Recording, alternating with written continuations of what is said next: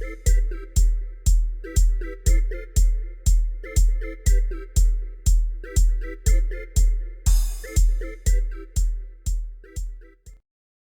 everyone. Thank you for joining us on this episode of BAEP Talks with, a discussion with a person of interest who has experience with living with, managing, treating, and/or supporting others with a chronic menstrual health disorder. My name is Shantae Warden, the Vice President of the Barbados Association of Endometriosis and P.C.O.S. Today, I am joined by Andrea Barrow, a fibroid warrior. With a passion for educating young minds, Andrea Barrow has spent the last 7 years as an educator. In addition, she's dedicated to assisting at local children's homes in her spare time. Since she was diagnosed with fibroids and endometriosis, she has undergone treatment and surgical procedures. Both medical conditions have affected her physically and emotionally, but her faith in God helps her through the tough times. Andrea manages these medical challenges by diet and exercise, which is not always easy.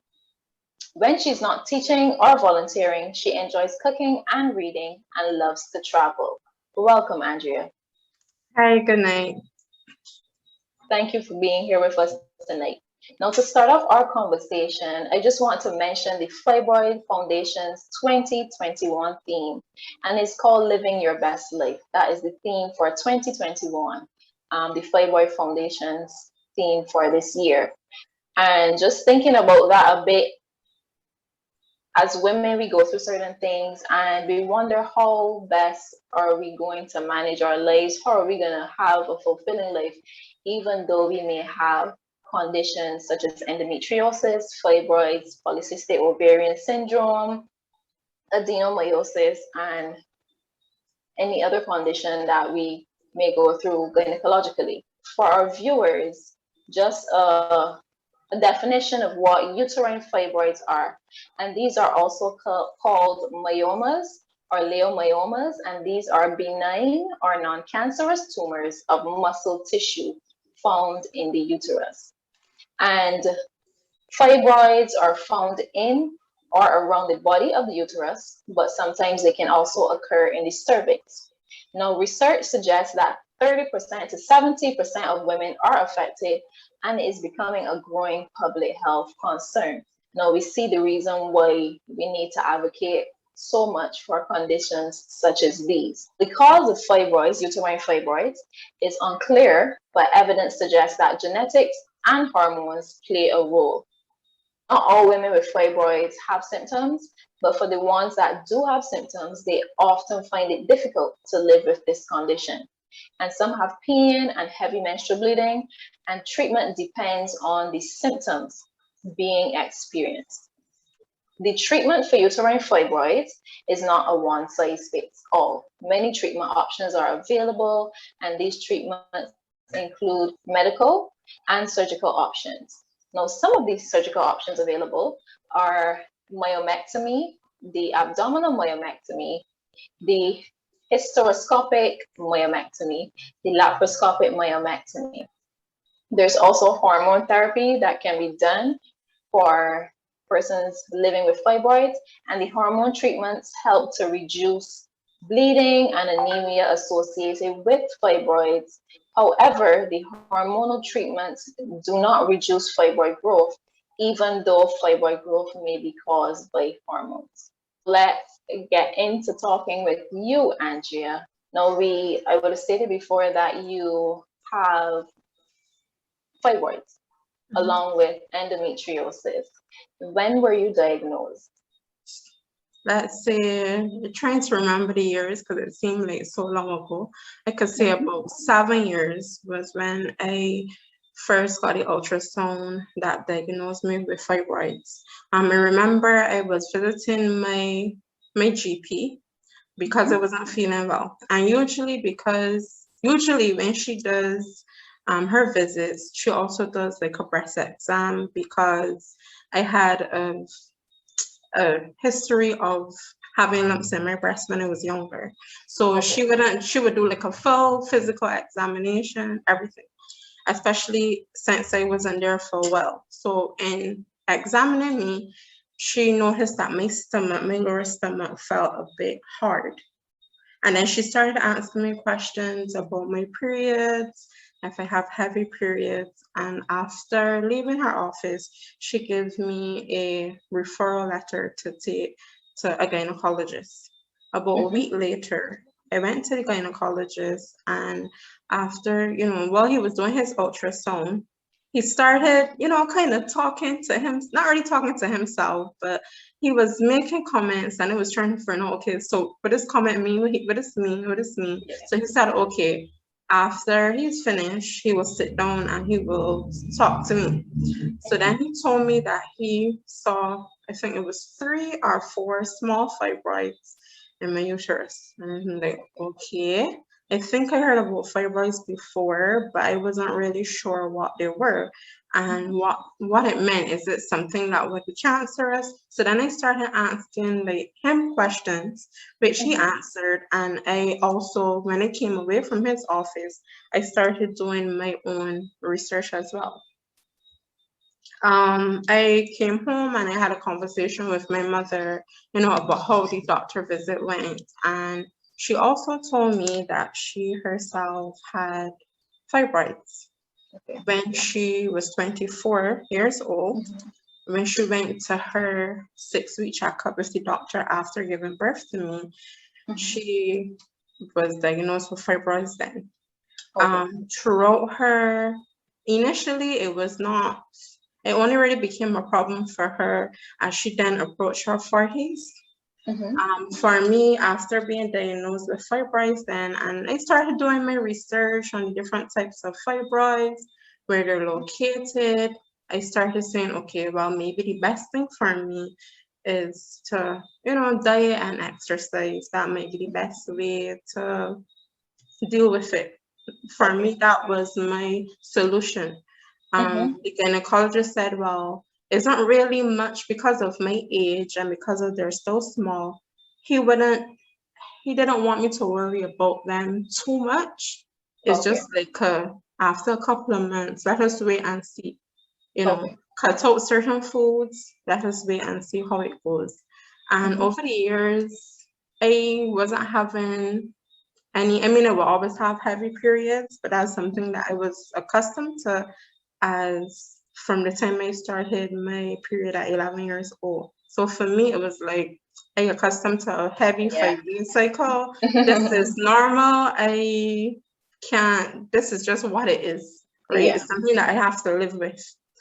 And so, I was going through because I was diagnosed probably in my early to mid 20s, I think. So as I got closer to 30, I noticed that I put on weight. I figured, okay, I put on weight because that's what happens. And when you stop exercising and you eat a lot of processed foods, the weight will come. So I was thinking, all right, I wasn't really paying it any mind. And I visited the same GP. I think I was about 28, 29 by now. And when she saw me walk through the office, because she knew me from the time I was a little girl, she saw that I had put on weight in the space of probably like a year or 2 years. And she made a comment about it. The way people always got comment about weight, but I think she was more reminding me that diabetes and hypertension is in my family. As I get older, I need to eat properly. I didn't think much about it. And she's, started asking me certain questions and, even examining me. She was like, "You're pregnant?" And I was like, "No." So then it was like, because by this time, no, her asking me if I was pregnant for me was not, it was a normal question because as I put on weight, my stomach was never really flat, although it was slim. And as I put on weight, my stomach got bigger. So when she asked me that, I was like, no, I am. And she examining me, she was like, all right, your stomach, I think she was not happy with what she felt. She suspected that either the fibroids I had grown or they were more. So back then but rather than sending me to the gynecologist, she sent me to can't remember the name of the place, but this time a radiologist actually did the ultrasound. And I Okay. remember I was laying on my bed and I was, as you know, usually when they're examining people and they're looking at machines, I can't read I can't read his machine, but I still trying Okay. to find out what's going on. So I ask him Mhm. questions. So I see him like, taking an instrument and measuring what I suspect are the fibroids. And I see Mhm. it and I thinking, okay, all right, maybe I have 3 or 4 of them, or maybe I have 10, maybe they got bigger, as well as expecting to hear. So when I Mhm. asked him, I was like, so I got about 7 or 8 fibroids, but how much bigger they are? And he was like, he went quiet. And then almost like he didn't really want to answer me then. But then Mhm. he told me that he's seen at least 20. I was like, what? Like 20 Oh dear. fibroids? Mhm. And I laying down there and I trying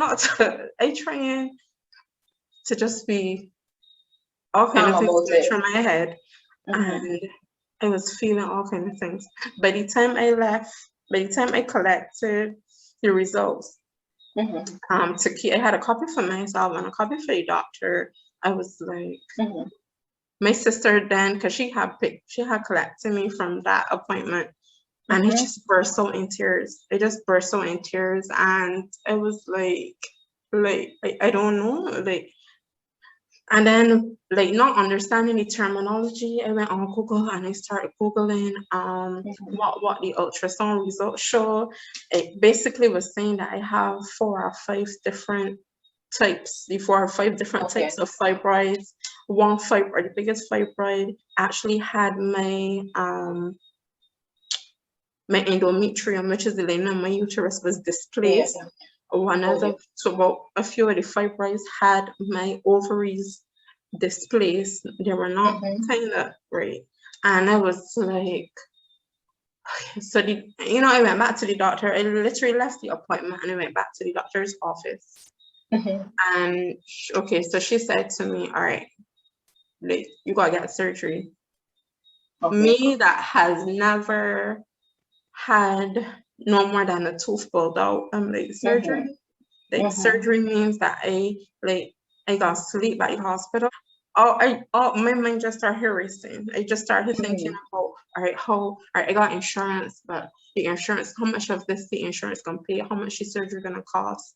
And I think Yeah. within a week of that appointment, I went back to the same gynecologist, and Mhm. he saw the ultrasound results, and then we had a conversation about planning for surgery, Mhm. right? Planning for surgery, and so I was nervous right up until the point when the anesthesiologist like put the mask over. The last thing I can remember was here she's saying, kind of talking to me, and it was like that's the last thing I remember. And I remember waking up from because it was a myomectomy that they did. And I remember Okay. waking up seeing like these two bags of blood, and I'm like, what going on? Like, what going Mhm. on? And then the nurse, she talked to me and told me, okay, well, you lost, about 2 pints of blood. You had to get Mhm. a blood transfusion. And Mhm. I'm like, okay. And then I remember, being taken back up to the first question that I asked the nurse, I still got my uterus? Like, I could still have Oh. children? Mhm. That was my first Yeah. question. And she was like, all right, I can let you talk to the doctor, right? Okay. I can't Mhm. remember if I saw the doctor that evening because my surgery was Mhm. a morning and I think it finished the evening was when I went back to the ward. And I started asking a whole set of questions. And I think probably like a day or so after then was when I spoke to one of the doctors on the team and she told me, no, there were actually 26. There were 26 fibroids Yeah. that they So removed. when And they went in, they saw more. yeah. And I was able to see a picture Mhm. and I was like, wow. All I could say was wow.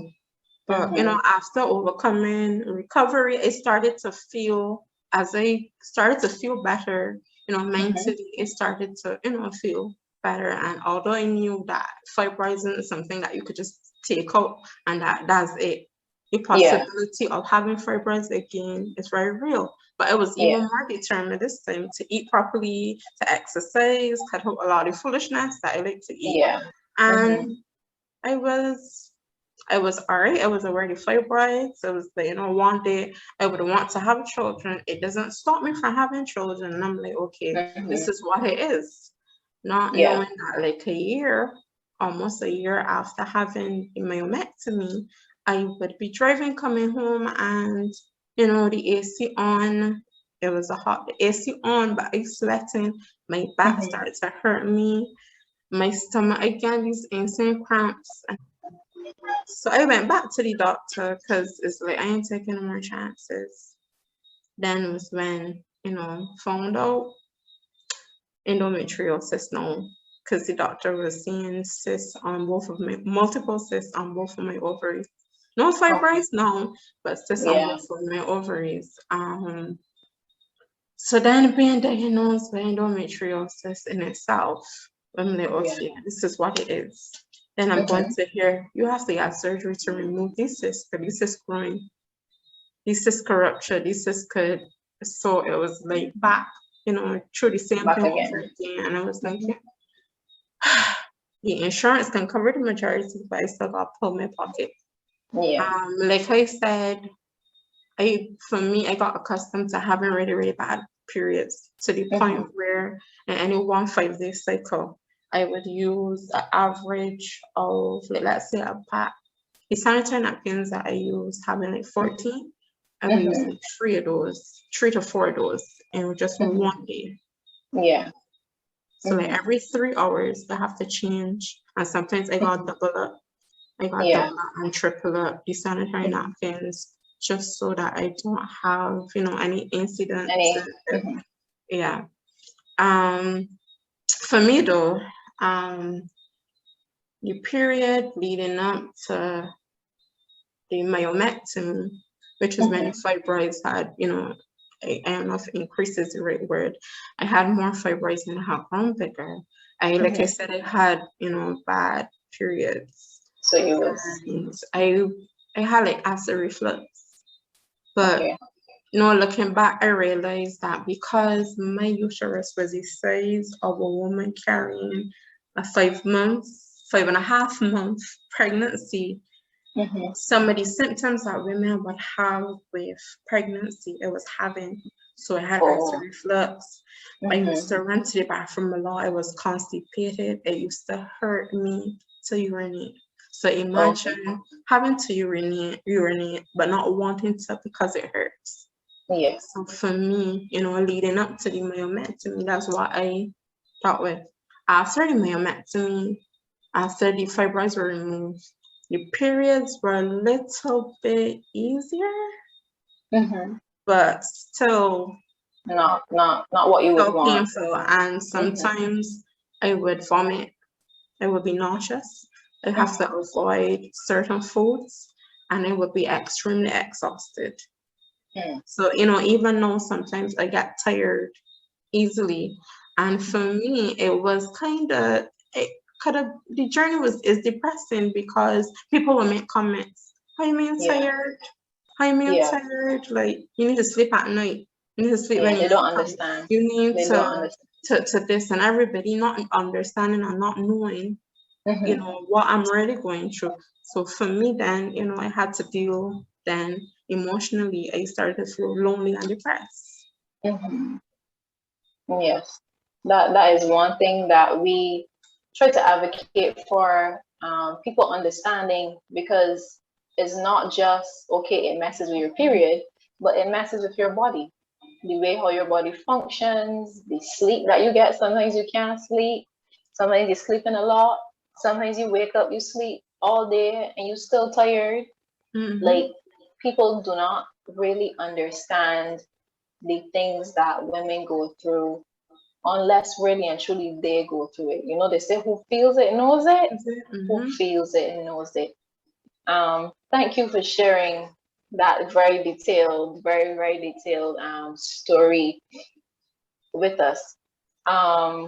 How has it affected you throughout the years? Maybe let's say with your work. family? In terms of work, okay, so I'm a teacher by profession. And Mm-hmm. I could remember before, because I started off in the private sector, and I could Okay. remember when I started off in the private sector, it was more a temporary thing.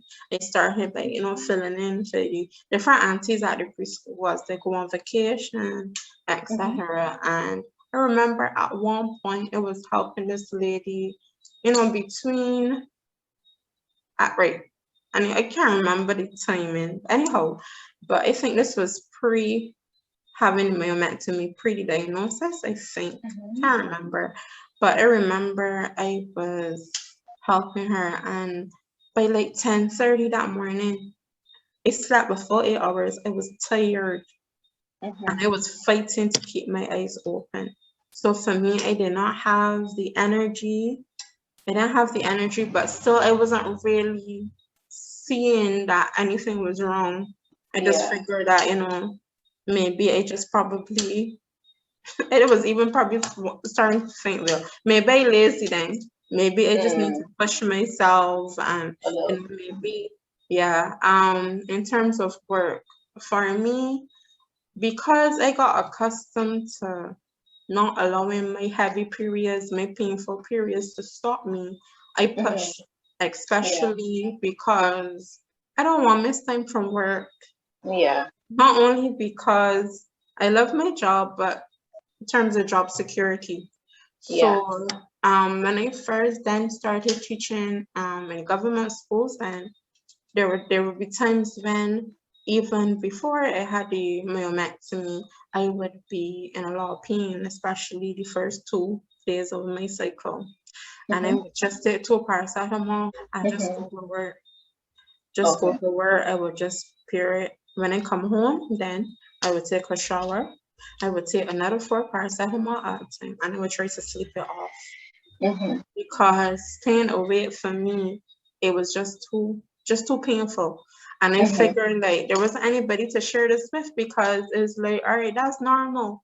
From the Yeah. time I was going to school, it was like, all right, I would say to my mom, my belly hurts me. And for her, it's like, all right, Mm-hmm. take 2 barrage and go to school. If you're feeling worse, call me. Mm-hmm. So for me, thinking that the type of pain that I endured was normal, I, for Mm-hmm. the most part, sucked it up then and Yeah. went along my business.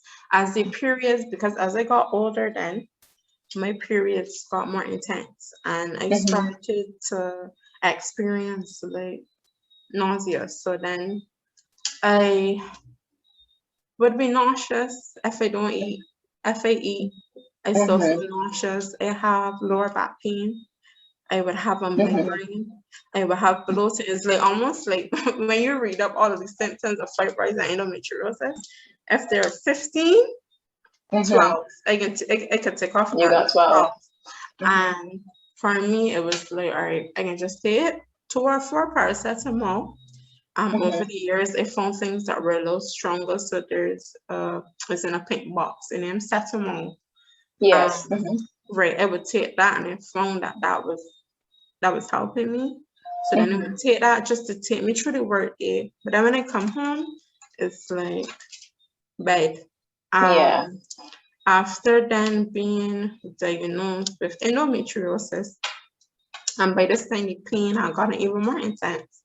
At different points, at one point I was on Voltaren and it was on Okay. tramadol, right? Mm-hmm.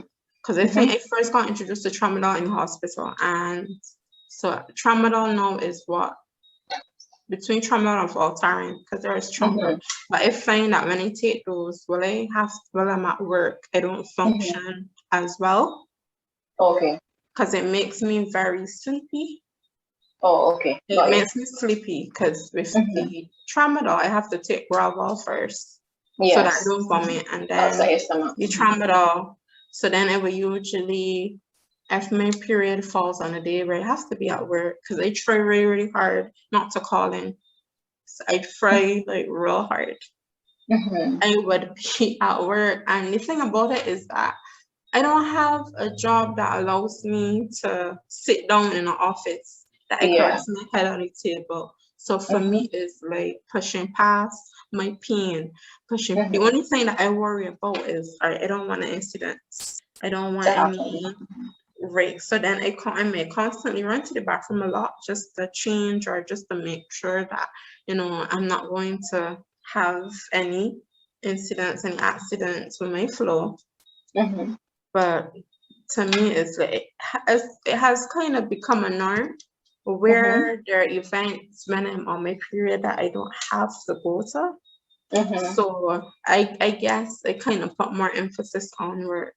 So though I even though I would go to work when it comes to like church or a social event, chances Mm-hmm. are on my cycle, I'm not going to go.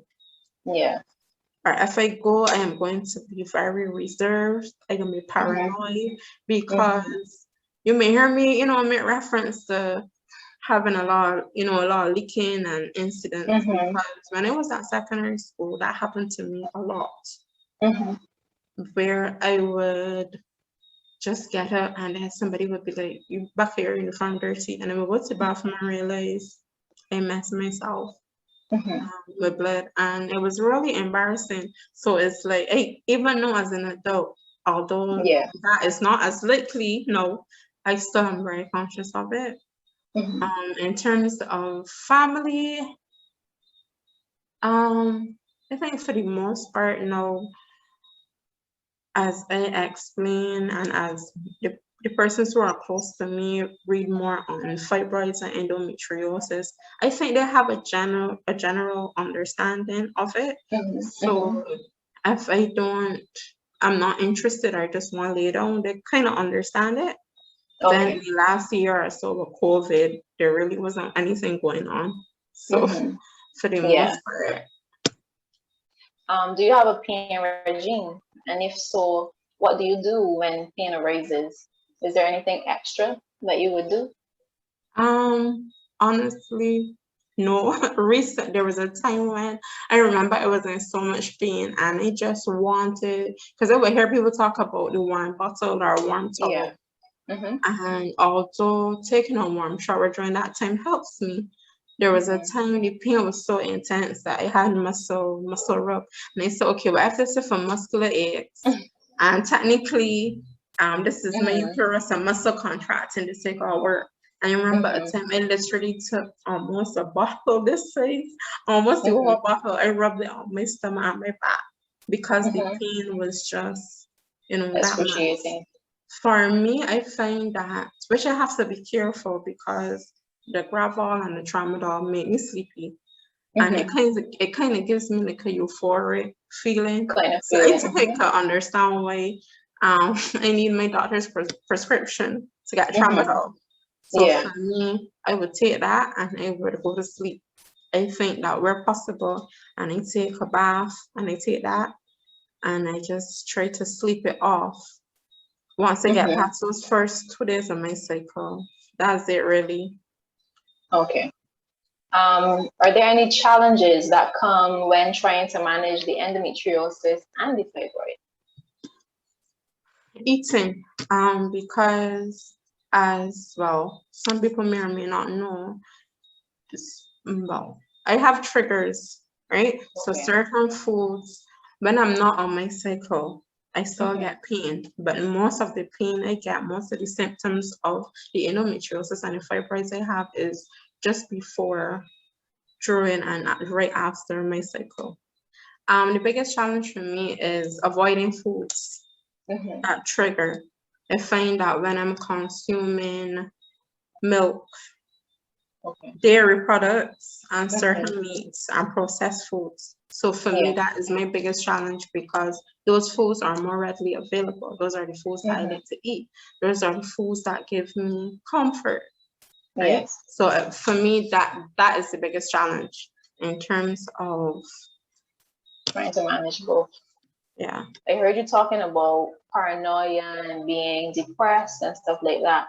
How has life changed for you, whether physically, mentally, socially, or even financially?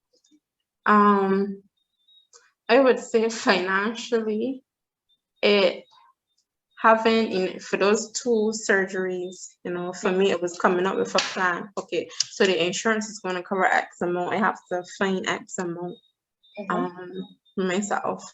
For me, it was just a matter of budgeting. Having parental support was helpful too. So I wouldn't necessarily say that finances is that much of an issue. Is anything that I don't think I could handle. Emotionally, it can get lonely because I feel like even me, before I was diagnosed with endometriosis, to me it was just a real bad cycle. Okay. So I was like, all right. So then when I talk to people initially, it's like that's what they're thinking. She just got a bad cycle. They don't really understand how I feel. I would say to people, okay, you know what? I cannot, the possibility of, having children is kind of a bit slim for me. So having children, is a bit, chances of having children is a bit slim for me. And then people would say things like, but you could adopt, or my children are your children, or but the research said that women with endometriosis can have children. But for me, it does not seem that clear cut, because certain things the doctor would have shared with me is like I have scar tissue present, all these different things. So for me, the part of me that, loves children, I love family. Before it was like, okay, if I reach a certain age and I don't have children, that's okay. But then knowing that you can't have, or it's difficult for you to have, is not the same. So for me, it was, feeling like I found myself. And I remember one time I was talking to this lady, this family friend. We were talking, and I was telling her, I burst into tears. I was like, people don't understand. Because something she said to me that offended me. And I was like, people don't understand. Because I was also relating to her that some person that she also knows came up to me and hugged me and was like, congratulations, because the person thought I was pregnant. So then I kind of like was being real emotional and saying to her, I don't really understand. People don't understand me. And from having that conversation with her, she then put me on to this lady who has endometriosis. And then in terms of joining support groups, such as the Barbados Association of Endo and P.C.O.S, then I found, I'm not by myself. Yeah. There are other women who are going through this. For me, I am not in a relationship right now, but for me I'm not really thinking about it, because for me it's like, when that time, when that time comes, is this some person that's going to understand? At which point in the relationship do I tell the person that this is my condition? Yes, I have 1 or 2 male friends that, kind of aware of my situation. That's different. But at which point, do you tell the person, because you don't want to scare them. At the same time, I know that other friends would tell me that I have mood swings. One minute I'm happy, the next minute I get depressed. And it's not your fault. It's not your fault. For me, emotionally, it has its moments, but I would say by these different support groups, whenever I'm feeling, a bit down, I would reach out. I would talk to my mom, or I would just pray about it, and I'd be like, God, you know why me? But why I'm asking you, why me? You're probably saying, why not me? What would you say to a young woman who has been recently diagnosed with fibroids? I would say the first thing is to research it. I find the more you understand what you're dealing with and what you're working with, it's easier to find a doctor, because one of the challenges that I know persons with such conditions have is kind of finding a doctor that understands you, and it's not just giving you a one-fits-all medication or advice, but to find a doctor, ask questions, do your own research, ask questions, and join in a support group. It's very important. Very, very important. Praying and trusting God, yes, that Mm-hmm. as well is equally as important. I should say that's really at the top of the list. But in terms of having somebody that can respond to you that's going through the same thing, support groups are very important. Yeah, that is very true, and that is why the Barbados Association of Endometriosis, that's why we do what we do, because we know that at times it can be very challenging if you don't have someone who is or has somebody who is going through what you're going through. Everybody's story is going to be a bit different, but we can all find that one common thing or two common things or a set of common things that unite us. And I'm so glad to hear you and hear your story, because I'm sure persons that may watch may say, oh, that was me. That was me. So I want to thank you for sharing your story. Sharing your story can help somebody else to come forward, to try to get help for themselves, because as you said, you were thinking all the time, a painful period is normal. And another thing I would say is, when I think about it, as I said, I was, naturally a slim person in my late teens, early 20s before I put on the weight. And my stomach was I always had like a pouch. And when I think about it, when I touched my stomach wasn't soft. My lower stomach was actually hard. So when I think about it, is the more you are aware of these different gynecological conditions, the more women and young girls should get themselves checked out. Don't let anybody tell you, oh, you're just fat, or you this. If you don't feel comfortable, I say it is better to go to the doctor and find out what's going on, rather than just, ignoring it. So if you suspect that if you have any of these symptoms, if anything about your body is not right, you should check it out. You should get it checked out. Thank you, Andrea. Now, I want to thank you for joining us on this month, July, Fibroid Awareness Month, and sharing your story. I'm sure that you will touch a lot of hearts out there.